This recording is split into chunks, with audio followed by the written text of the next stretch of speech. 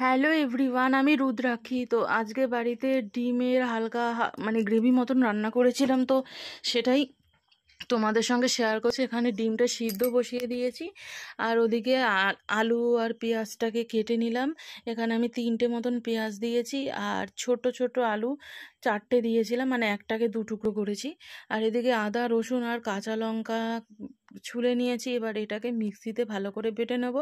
এটা হাতে বাটলে খুব ভালো হতো, কিন্তু আমার যেহেতু শিল নোড়া নেই, সেজন্য আমি মিক্সিতেই সব কিছু বেটে নিই। তো এদিকে ডিমটাও এইসব করতে করতে সেদ্ধ হয়ে গেছে। তারপর আমি ডিমের ছোকলাগুলো ছাড়িয়ে নিয়েছি, আর একটা ডিম দেখো কেমন কুসুম টুসুম বেরিয়ে গিয়ে একাকার কাণ্ড। ওটা আমাকেই খেতে হবে, মানে আমিই খাবো, হাজবেন্ডকে দেবো না। তো এবার কড়াইতে তেল দিয়েছি একটু বেশি করে। তারপর আমি ডিমগুলো নুন দিয়ে দিয়ে, ডিমটা হলুদ ছাড়া নুন দিয়েছি, নুন দিয়ে এবার ডিমটাকে ভালো করে ফ্রাই করে নেবো। একটু লাল লাল করে না ভাজলে না ডিম খেতে ভালো লাগে না আমার, কারণ সিদ্ধ সিদ্ধই মনে হয় তাহলে। তো ডিমটাকে আমি ভেজে নিচ্ছি, খুব বেশি ভাজার দরকার নেই, তাহলে একদম ছাবড়াটা চামড়া চামড়া হয়ে যাবে। তো ডিম ভাজা হয়ে যাওয়ার পর ওই তেলের মধ্যে আমি আলুগুলো দিয়েছি, আলুটাও নুন দিয়ে আমি ভেজে নিচ্ছি।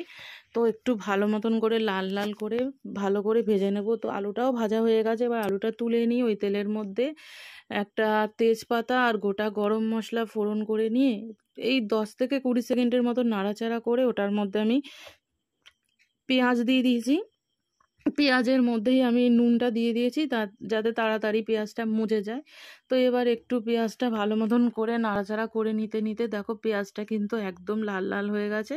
তো এবার পেঁয়াজটা যেই লাল লাল হয়ে গেছে, এটার মধ্যে আমি আদা রসুন আর কাঁচা লঙ্কা বাটাটা দিয়ে দিয়েছি, দিয়ে একটু ভালো মতন করে নাড়াচাড়া করে নেবো, যতক্ষণ না আদা রসুনের কাঁচা গন্ধটা চলে যাচ্ছে। না হলে খেতে খুবই বাজে লাগবে কাঁচা থাকলে। এটা দেখো এবার তেল ছেড়ে গেছে, তার মানে আমার এটা কষানো হয়ে গেছে।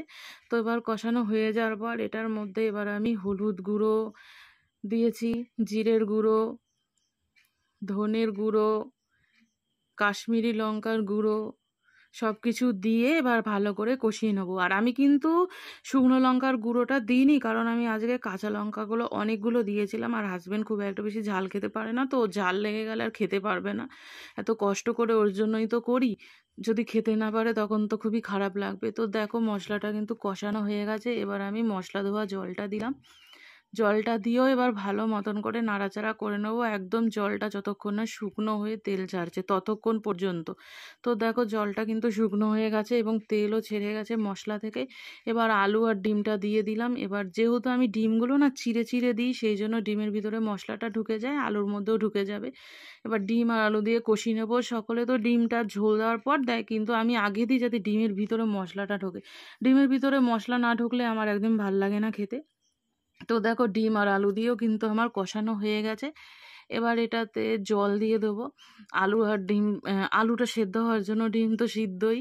তো দেখো জলটা অল্পই দিয়েছিলাম, তো এখন আলুটা এখনো সিদ্ধ হয়ে গেছে, কিন্তু এতটা ঝোল তো আমার লাগবে না, তো আমি আর একটু নাড়াচাড়া করে দিলাম।